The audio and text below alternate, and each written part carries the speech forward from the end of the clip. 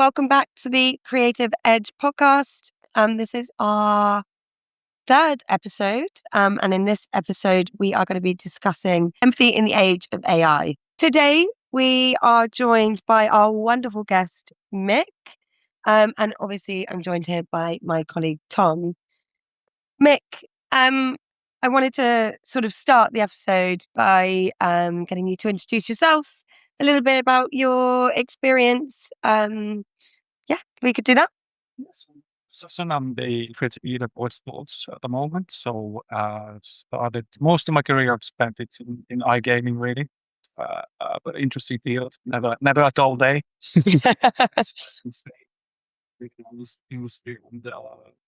think the subject matter today I think is quite a crucial one. I think especially for a creative field. So that's something that we definitely currently dealing with a lot in terms of a strategy. How do we approach it? Mm-hmm. Where do we go from here? So really interesting.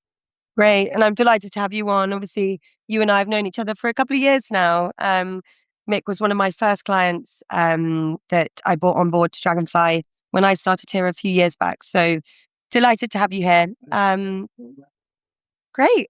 So Mick, I wanted to sort of start with a few sort of open questions into this topic and sort of why it's important to you.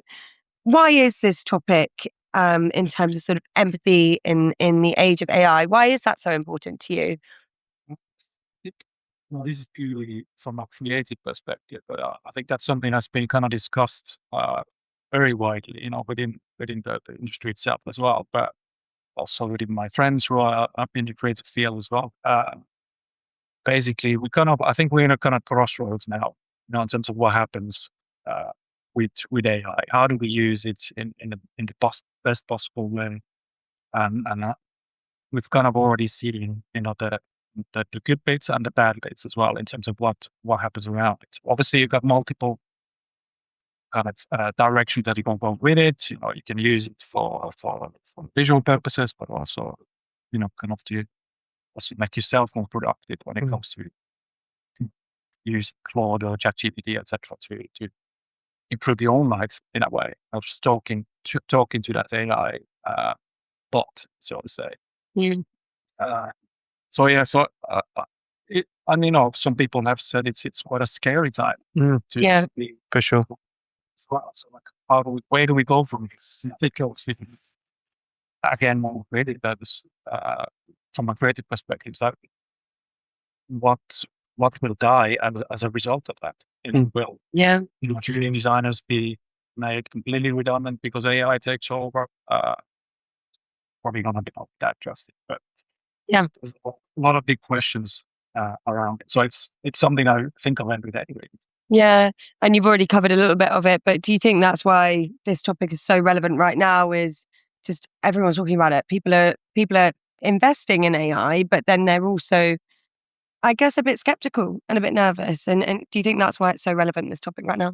And if you look at LinkedIn, what's design one is pretty much 90% AI. Yeah. And from all perspectives as well. And I think it's almost like this kind of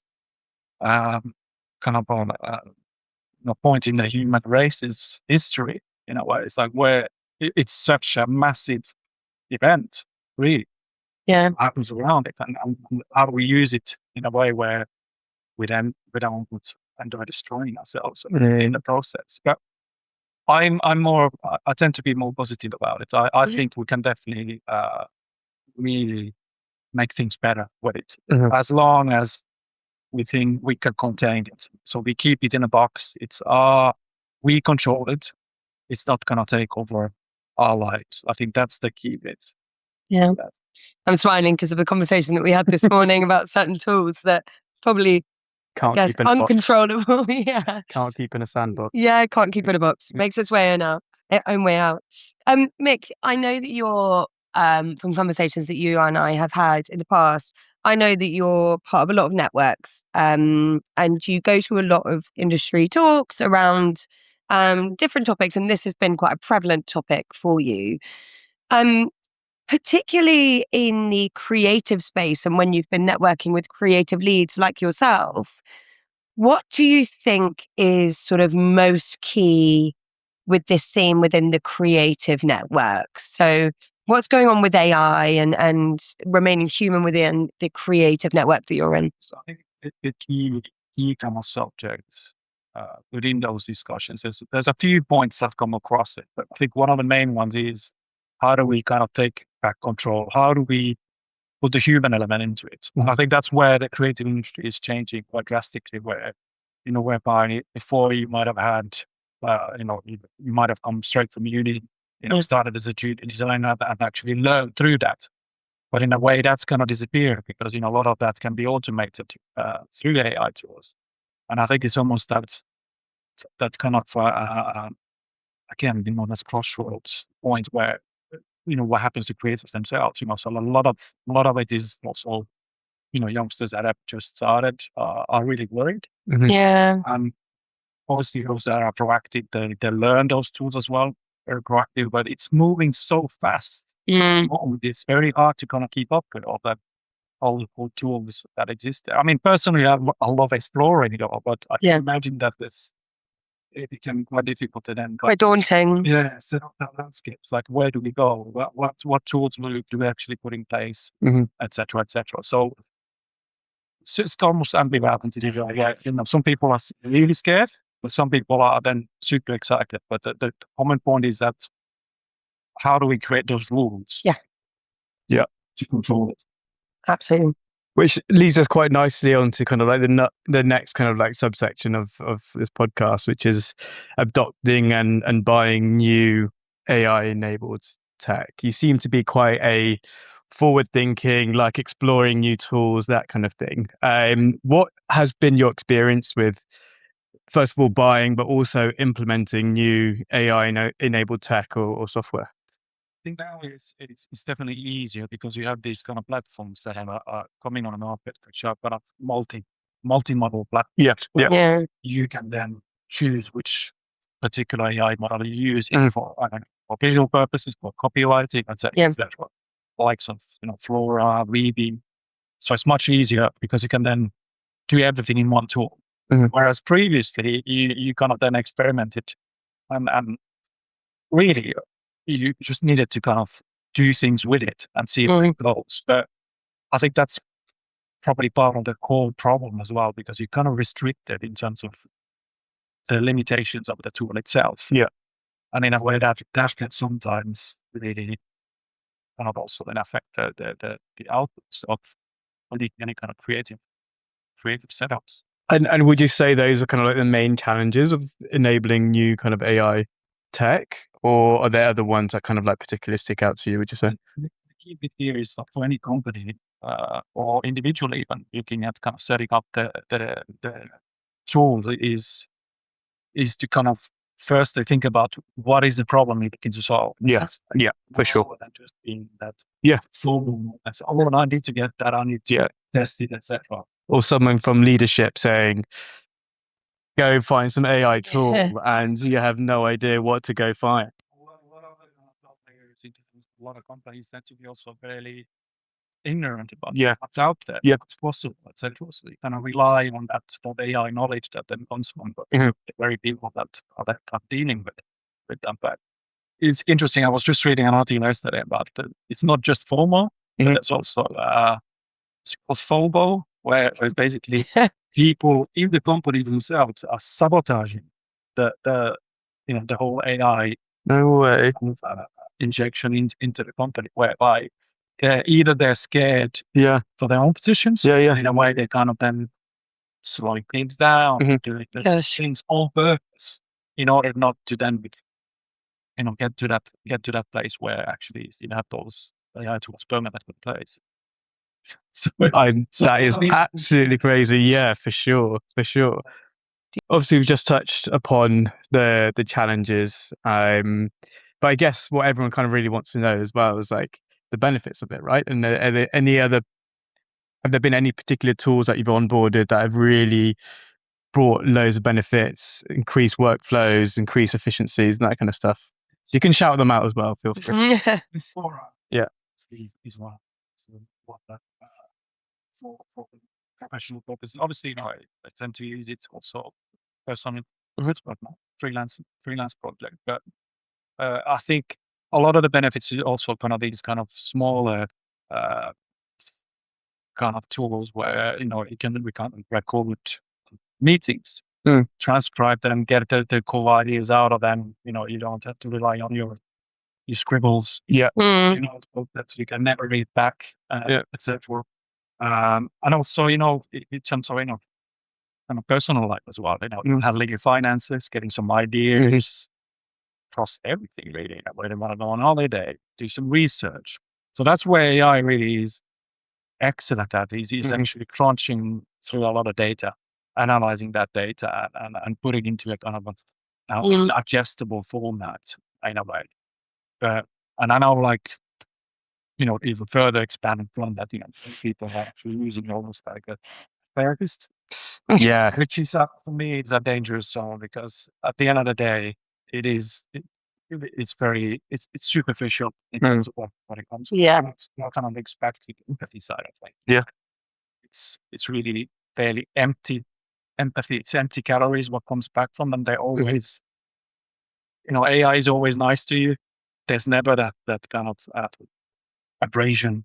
Yeah. That's especially on a creative field is needed very much to kind of go next level when it comes to creative stuff.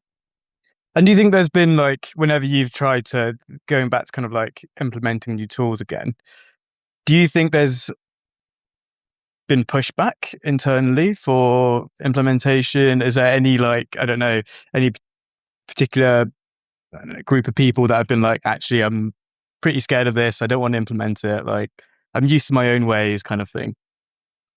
Yeah. Especially for those that are again, there's a feeling that what happens to the craft. Yeah. And I think that's increases. We really need to take back control. Yeah. All that side Yeah. of it.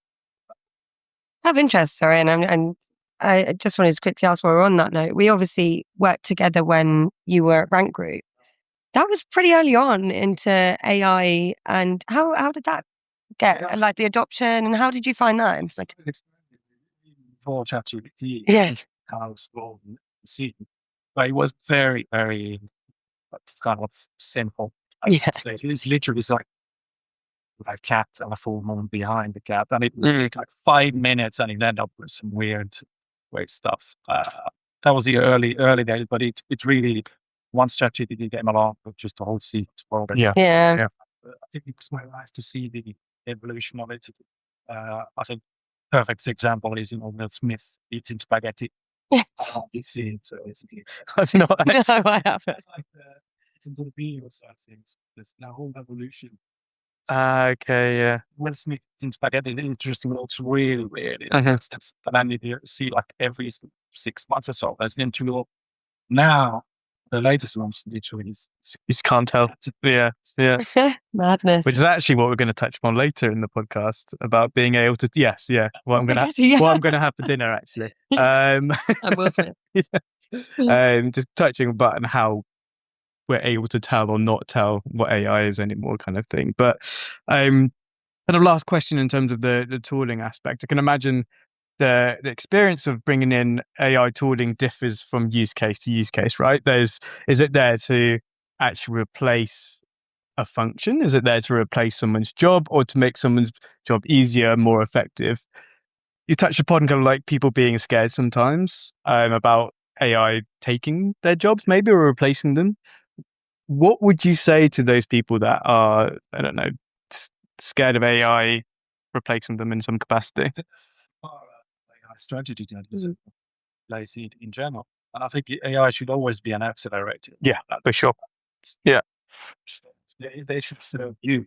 Mhm. And I think once that mindset is set where they are there for you, you control them, I think it becomes a lot less scary. And it could be a case of just, literally showing maybe a designer what difference he can make to their day when it comes to then perhaps making their, routine tasks much, much faster, which then allows them to then jump into this, more fun. Mm-hmm. and that actually liberate the kind of creative experimentation time as well. So Do you think there's a certain element of, I don't know, get on board or get left behind, or it's kind of it's unstoppable at the moment. Yeah. I mean, that's one fact that is gonna be embedded everywhere. AI is here to stay. Mhm. It's my view. Yeah. And I'm thinking positively. In a Yeah. good way. Obviously, there's gonna be bad actors using it for all sorts of dodgy purposes as well. Mhm. In general, it can definitely improve our lives, and there's a good kind of word for it. It's like human AIization. What's called human AI is it? Yeah, that's it. can make our life better. Yeah. Yeah. Mhm. Yeah. Love that. We talk about it a lot with Dragonfly, and obviously Tom and I both work on the sort of new business team. So we're speaking to these teams that perhaps haven't got anything in place already. And a lot of the time we speak to people and you can sense maybe a slight nervousness of bringing in an AI tool because it's so big and scary. But then once they get to understand what Dragonfly actually does, it's something that's part of their armor, where a designer, say, or a creative, and I know you know this from your teams, but when a creative designer can say, this is my design and I know it works because I've tested it on Dragonfly, but Dragonfly hasn't created it for them. It's just purely tested that their creative instinct is working, basically. And that kind of also then leads really nicely into the ethics side of things. And these are some probably quite interesting questions. I'd be really interested to hear your perspective on this. If you are working with a tool that is, I guess, a tool that's generative or a tool that's really creating something that a human is creating, who is responsible for the decisions that an AI makes? Sure. Whoever controls that tool will need to be the final approval of whatever comes out of it. Yeah. You can't trust it that way. So I think there's a good analogy where especially if you can't actually double check the information or measure whatever it comes back with, you shouldn't make that decision. Yeah. So you can't just rely on, like you got the famous hallucinations where it just invents stuff Yeah. that doesn't exist. Facts, Yeah. etc. So I think that's where the human element really comes in. Yeah. Again, where we control it. We Yeah. are the masters. I think that's the core bit of this whole approach to working with data.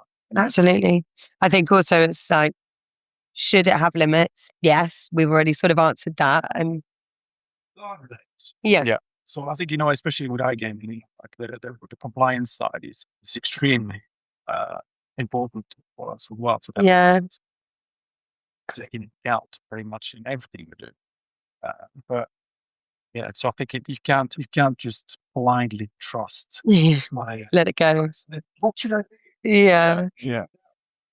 Well, of course, if you think Yeah. if you think about like AI, a generative AI creating content, for example, and we had this conversation actually the other day, how do you know that the content that's being created is good? Yeah, it might create content, but it still needs to have the guide rails of this is what it should look like. This is what works for us. That's where the human judgment comes in. Yeah, Mm. exactly. So that's what I call this, empathy, creativity, judgment side of things. And Yeah. also, I think what's kind of starting to miss out of this picture is also teamwork. Yeah. AI so far, all the tools are very kind of individual. So I think now there's a new kind of generation of AI tools that are kind of enabling teams to work together. Yeah. I Yeah. think that's the point. When people are creative teams, you need that creative operation, that communication that's there. You can't just have this AI kind of softly, kind of this is the right answer. It doesn't work like that. Yeah. That's what a human element wants. It. Sure. Who do you think benefits then and who gets left behind? All those that are not even interested in that side of things. Yeah. Definitely will get that. But I guess it depends what you do as well. So if your niche is just doing, the creative industry, if you're just to print stuff and very manual work, which shouldn't exist in the first place. But even in those cases, AI can definitely help. Yeah. I think it's for me that's kind of like whenever I do hiring, etc. Getting the right person into the team. Being curious is one of the 100%. core attributes that I think we should have. 100%. You're Yeah. even remotely curious about all these AI tools. Yeah. Oh, it's not right. And you kind of stopping yourself from that. Yes. Nice note to anyone that wants to come and join your team, Mick. Will Smith and spaghetti. But yeah, I mean, it's that. I don't know about you, but I'm finding it increasingly difficult to actually be able to tell what's real and what's AI created. I watch so many videos on like, I don't know, on X or whatever it is, and it's like a dog falling into ice, and I'm like, oh my God, it's so sad. And then the top comment is, this is definitely AI. Do you think there are like unique tells in AI generated content, or? I think it's the long form that will, at some stage, you will be able to tell. I think that they've even done studies around that. So what is it that enables you to that distinguish AI from real? And I think they discovered there's something inbuilt in humans that we kind of instinctively know that something's not right. Yeah. Either it could be a microsecond wrong, especially when there's humans within that video as well. I mean, I agree with you. It becomes more difficult. Yeah. But once you start doing kind of longer kind of clips in TV ads, Yeah. I wouldn't be surprised maybe even too. It's funny on social media, isn't it? You just see most pictures by any celeb. AI. This is AI. Probably not. How do you know? When you're creating using AI, any of your kind of creative, any assets, that kind of stuff, do you think there needs to be kind of like human qualities that remain? And how do you kind of like quantify that? And how do you kind of like, I don't know, make sure that they're there? Yeah, absolutely. And I think that's where the kind of the whole function of our creative was changing, where instead of doing, you direct. So you become the creative direction takes a much bigger role within that setup. But that's where AI is really, really good at. It's doing a lot of ideas there. There's a lot of bad ideas that's completed as well, but just allows you to explore so many different directions very, very quickly. And obviously as a human, you will be able to direct. Okay, this is the way we should go. And that's prime example. You control the narrative. You control what AI does. Yeah. I mean, going back to that, how can you tell? I mean, there's prime examples. The kind of backlash. I don't know if you saw the McDonald's apps in the Netherlands. It was in December. I think they released like a clip of things that go wrong. And, it's fine. But there was a massive backlash when they released it, and within a few days they've taken it down, and they kind of tried to kind of explain, our creative team didn't sleep for weeks, all these prompts, etc. But it illustrates the limits you can do, is basically because you have to do so many prompts in order to get the right thing. Might still not be right. And you can see it from the end result, where it's like, okay, the connection, there's no connection. The human connection disappears. And that's where empathy comes in. Yeah.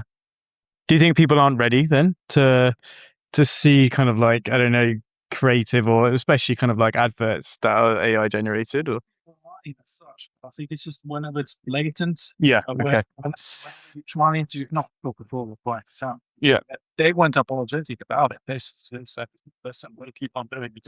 Yeah. I think, again, it's a case of where you reach those limits where it could do at that time.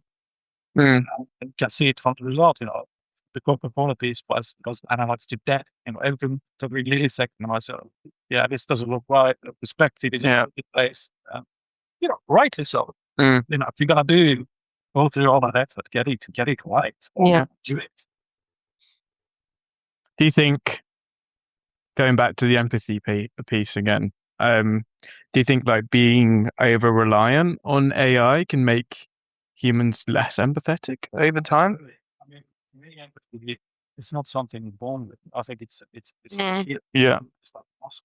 Practice it, you become better at it. Mhm. We need to stop, right? You're gonna lose it. Yeah. It's like muscle. I think that's where really talking to your AI every day, that's what naturalized as well. Yeah. Whatever comes back there is kind of false empathy in a way. So you kind of rely on AI to do the empathetic bit. Yeah. Yeah. There's a paradox there anyway, because people tend to think that AI actually has more empathy. Whereas, you might be talking to someone, they might be busy or tired, etc. So you're not necessarily going to get as much back from them.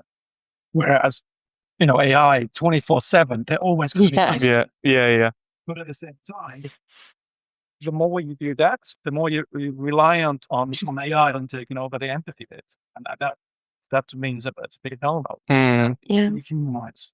To me, that's one of the core skill sets you can have as a human being. Empathy. Being able to relate to other people. Do you have any kind of other tips to kind of like keep us in the real world apart from going outside and touching grass every now and again? Tom. It's more teamwork. Yeah. More daily. And it's having fun with the AI. Yeah. Rather than just being in a dark room by yourself. Yeah. Yeah, same. I have. Yeah. You start disconnecting yourself from the reading. I think that's what kind of ties in the whole big picture. Yeah. It's a truly human element that needs to stay in place, needs to be there. Yeah, I like that. Be like using it as a team. I don't think we've explored that really that much. But yeah, I think that's a good way to think about it actually, because we don't have to be by ourselves using it. We can just It's gonna get better results that way. Yeah, for sure. Yeah. Yeah. That doesn't exist in a creativity. You're always gonna get less better results. So. Because I feel like, I mean, there's maybe a certain element of, I don't know, me, maybe I'm the only one, but like using AI, I feel like instead of speaking to someone and asking for their advice, I'll go into ChatGPT and being like, oh, what should I do here? Which maybe takes away that kind of like teamwork, collaboration aspect. But I don't know, maybe it's about finding a balance and doing it. Yeah. It's for me. Yeah. It's extremely useful. A lot of situations for that. How do you approach certain situations, etc. But obviously, I've dealt with teams for most of my career. Yeah. So can't always go back to that and those particular situations as well. So kind of rely on my experience. Yeah, for sure. Anyone new in the AI age, then if they purely kind of relying on ChatGPT to give them kind of career advice. Yeah. It's not necessarily right, in my opinion. Yeah. And that's for any of we're millennials. What's the one? Gen X? No. Gen Z? Baby boomers? What's the one? Baby boomers. What's I feel like that's No. Gen X is like, I feel like there's definitely an over reliance on AI, and they're using it for absolutely everything, and may have not been in the workplace where that team collaboration has always been like front and center. So yeah, maybe it's something that they should probably think about as well, I guess. Definitely think it's Gen Z now. I've said Gen X. I think it's Gen Z and then Gen X. Gen X. Yeah. Just to wrap things up, when should we then rely on AI to make decisions for us? When would be some, I guess, and also let's take this back to sort of the creative space. When would be a really good time for us to rely on AI? Never. I think we should have fully. Yeah. So that's the whole point. It should be the final decision should be made by humans, and the humans should actually control the whole process throughout the way. So it's an amazing tool. Don't get me wrong, absolutely love it. I mean, I use it every day for all sorts of different stuff. That's the key bit, in my view. Keep control, keep it in that sandbox. Yeah. That way sometimes it gets out. Yeah. Shout out Mythos. Like I don't want to be in a world where you just press a button and then Yeah. AI makes all the decisions, Mm. especially creative decisions, for you. It's Yeah. just not the way they rely on historical data and information, etc. But it's that human element, the core attributes that makes us human, and there. I don't know about the future. Yeah. Yeah. And I guess what we've chatted about, and the conversations that you've had sort of externally with different sort of leaders within your space, what's one thing that you've taken away and have or are planning to sort of implement within the business, within Boyle? I think key bit is how to communicate. Yeah. And actually having some clear plans around how Yep. it can actually support. Yeah. I think if you look at the stats, for instance, like where businesses start implementing AI, most of them fail. So if you have the kind of the core reasons of what are you looking to solve? Yeah, 100%. Yeah. It's going to save us hours every day Yeah. in order to do all these assets, etc. That's just Mm. one prime example, but it can be so much more. It's like ideation, Yeah. asset generation. We have like a rule within Dragonfly. Whenever we have a customer that comes on board, we will build a return on investment study with them to understand how Dragonfly is resulting in whatever objectives they've set out for Dragonfly. And I think that comes back to the communication piece. It's support to say, this is why I've gone forward with it, and this is what the result will be, and the steps to take. It is like any long-term project in life in general. If you have a clear strategy, it's natural. Yes. Yeah. Just jumping from tool to tool and playing around just for the sake. Yeah, exactly. Yeah. Here's 50 grand, buy whatever AI tool that you want. Kind of thing. And what would your advice be to a colleague or a friend that was nervous about investing in AI? Just explore. I think everyone's different, and I think the business is different as well. But as long as it's kind of customized to those purposes, I think that's the key factor. You can't just have the same strategy for aggregators. So for me, and I absolutely love that part. Really cool tools. And Yeah. How that fits in the bigger picture, what it might work for us. Great. Mick, it's been absolutely amazing to have you on the podcast today. Some really, really interesting insights going out there. Yeah, loved it. Mainly about spaghetti as well. Love it. Yeah, we will check it out. But yeah, thanks so much for joining us today. And thanks everyone for listening.